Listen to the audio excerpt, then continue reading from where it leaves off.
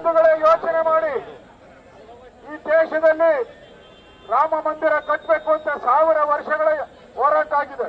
1000 ವರ್ಷ ಹೋರಾಟ ಆಗಿದೆ. ಕಟ್ಟಕ್ಕಾಗ್ಲಿಲ್ಲ. ಕಟ್ಟಿದವರು ಯಾರು? ಕಟ್ಟಿದವರು ಯಾರು? ಕಟ್ಟಿದವರು ಯಾರು? ನಮ್ಮ ಬೆಂಬಲ ಯಾರಿಗೆ? ನಮ್ಮ ಬೆಂಬಲ ಯಾರಿಗೆ? ಇವತ್ತು ಯಾರು ಮಾಡಲಾಗದ ಒಂದು ಕೆಲಸವನ್ನ ಈ ದೇಶಕ್ಕೆ ಮೋದಿ ಮಾಡಿದ್ದಾರೆ. ರಾಮ ಮಂದಿರ ಕಟ್ಟಿದ್ದಾರೆ. ಕಾಶ್ಮೀರ ನಮ್ಮದು ಅಂತ ಹೇಳಿದ್ದಾರೆ. ಕಾಂಗ್ರೆಸ್ ಅವರು ಕಾಶ್ಮೀರನ ಬಿಟ್ಬಿಟ್ಟಿದ್ರು. ಅವರು ನಮ್ದೆಲ್ಲ ಅಂತ ಮೋದಿಯವರು ಕಾಶ್ಮೀರ ನಮ್ಮದು ಅಂತ ಹೇಳಿದ್ದಾರೆ. ಇವತ್ತು ರಾಹುಲ್ ಗಾಂಧಿ ಮೋದಿಗೆ ಸರಿಸಮನಾಗಿ ನಿಲ್ಲಕ್ಕೆ ಸಾಧ್ಯನಾ? ಇವತ್ತು ರಾಹುಲ್ ಗಾಂಧಿ ನಿಲ್ಲಕ್ಕೆ ಸಾಧ್ಯನಾ? ಸಾಧ್ಯನೇ ಇಲ್ಲ. ರಾಹುಲ್ ಗಾಂಧಿ ಯಾವಾಗ ಎಲ್ಲಿರ್ತಾರೋ, ಯಾವಾಗ ಫಾರಿನ್ ಓಡೋತಾರೋ ಗೊತ್ತೇ ಇಲ್ಲ. ಅವರು ಕರ್ನಾಟಕದಲ್ಲಿ ಇವತ್ತು ಸಿದ್ದರಾಮಯ್ಯನವರ ಸರ್ಕಾರ ಬಂದಿದೆ. ಸಿದ್ದರಾಮಯ್ಯನವರು ಬಂದ ತಕ್ಷಣ ಏನಪ್ಪ ನೀವು ನಂತೀರಾ? ಯಾಕಪ್ಪ ಅವಮಾನ ಮಾಡ್ತೀರಾ ಸಿದ್ದರಾಮಯ್ಯನವ್ರಿಗೆ? ಯಾಕಪ್ಪ ಅವಮಾನ ಮಾಡ್ತೀರಾ? ಏನಿಲ್ಲ ಏನಿಲ್ಲ ಏನಿಲ್ಲ ಏನಿಲ್ಲ ಏನಿಲ್ಲ. ಒಂದು ಮಾತು ಕೇಳಿಕೊಳ್ಳಿ. 2014ರಿಂದ 18 ಇಸ್ವಿವರೆಗೂ ಸಿದ್ದರಾಮಯ್ಯನವರು ಮುಖ್ಯಮಂತ್ರಿ ಆಗಿದ್ರು. ಭೀಕರ ಬರಗಾಲ, 5 ವರ್ಷ ಬರಗಾಲ, 5 ವರ್ಷ. ಆಮೇಲೆ ಯಡಿಯೂರಪ್ಪನವರು ಮುಖ್ಯಮಂತ್ರಿ ಆಗಿ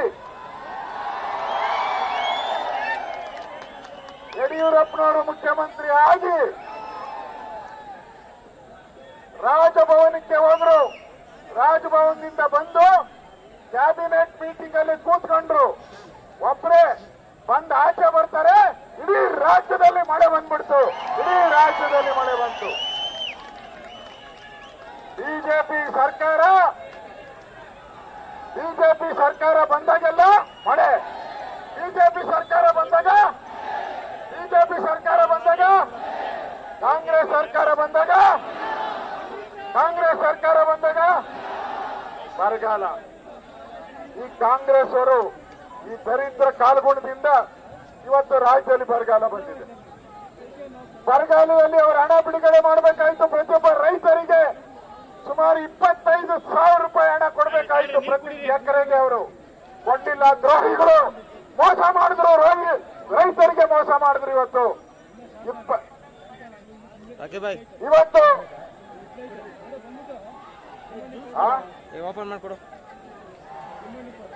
ಇವತ್ತು ಬಿಜೆಪಿ ಜೆಡಿಎಸ್ ಹೊಂದಾಣಿಕೆ ಆಗಿದೆ.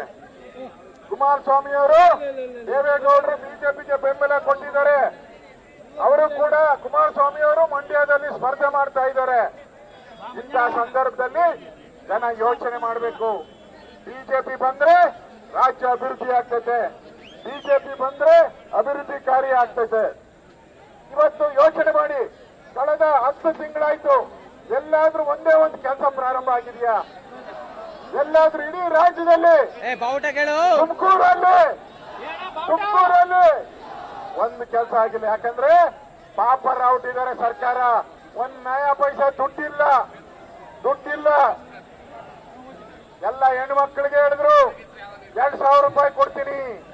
2,000 ರೂಪಾಯಿ ಸಿದ್ದರಾಮಯ್ಯ ಹೇಳಿದ್ರು 2,000 ರೂಪಾಯಿ ಕೊಡ್ತೀನಿ. ಅಯ್ಯಮ್ಮ ಕೊಡ್ಲೇ ಇಲ್ಲ ಅಂತ ಅವ್ರಲ್ಲಮ್ಮ. ಹಂಗಾರೆ ಮೋಸಗಾರ ಸಿದ್ದರಾಮಯ್ಯನವರು. ಮೋಸಗಾರ. ಹೆಣ್ಣು ಮಕ್ಕಳಿಗೆ 2,000 ಕೊಡ್ತೀನಿ ಅಂದ್ರು. ಏನ್ ಮಾಡಿದ್ರು ಅವರು? ಗಂಡು ಮಕ್ಕಳಿಗೆಲ್ಲ ಎಣ್ಣೆ ರೇಟ್ ಜಾಸ್ತಿ ಮಾಡಿಬಿಟ್ರು. ಗಂಡು ಮಕ್ಕಳಿಗೆಲ್ಲ ಎಣ್ಣೆ ರೇಟ್ ಜಾಸ್ತಿ. ಒಂದೊಂದು ಕ್ವಾರ್ಟರ್ ಮೇಲೆ 60 ರೂಪಾಯಿ 70 ರೂಪಾಯಿ ಜಾಸ್ತಿ ಮಾಡಿದ್ರು. ಒಂದೊಂದು ಕ್ವಾರ್ಟರ್ಗೆ ತಿಂಗಳಿಗೆ 2,500 ರೂಪಾಯಿ ಎಣ್ಣೆ ಹೊಡೆಯೋರಿಗೆ. ಹಾಲು 3 ರೂಪಾಯಿ ಜಾಸ್ತಿ ಮಾಡಿದ್ರು. ಕರೆಂಟ್ ಬಿಲ್ ಜಾಸ್ತಿ ಮಾಡಿದ್ರು. ಇದೆಲ್ಲ ತಗೊಂಡು ಗಂಡನ ಕಿತ್ತುಬಿಟ್ಟು ಹೆಂಡತಿ ಕೈ ಕೊಟ್ರು. ಯಾರು ಕಿತ್ತು? ಗಂಡನಿಗೆ ಕಿತ್ತು ಅವ್ರ ಮನೆ ದುಡ್ಡು ಅವ್ರಿಗೆ ಕೊಟ್ಬಿಟ್ರು. ಅಲ್ಲೇ ಕಮಿಷನ್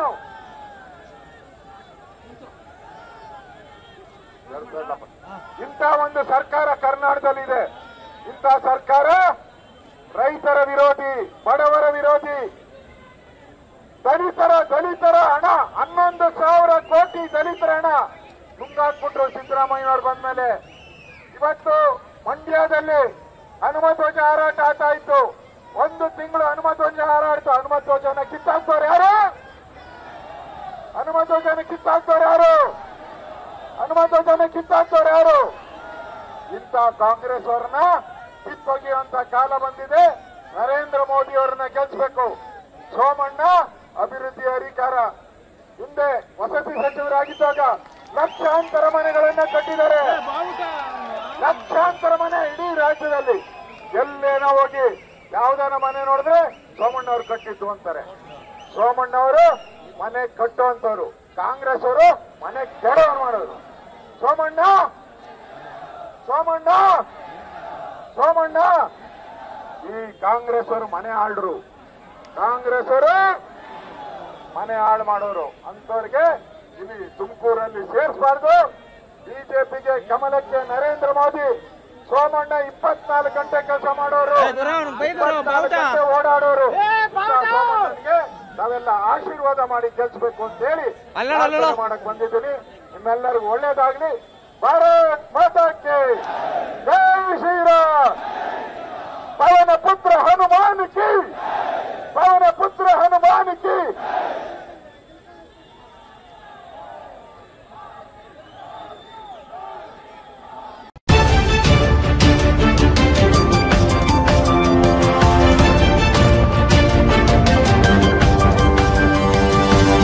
Thank you.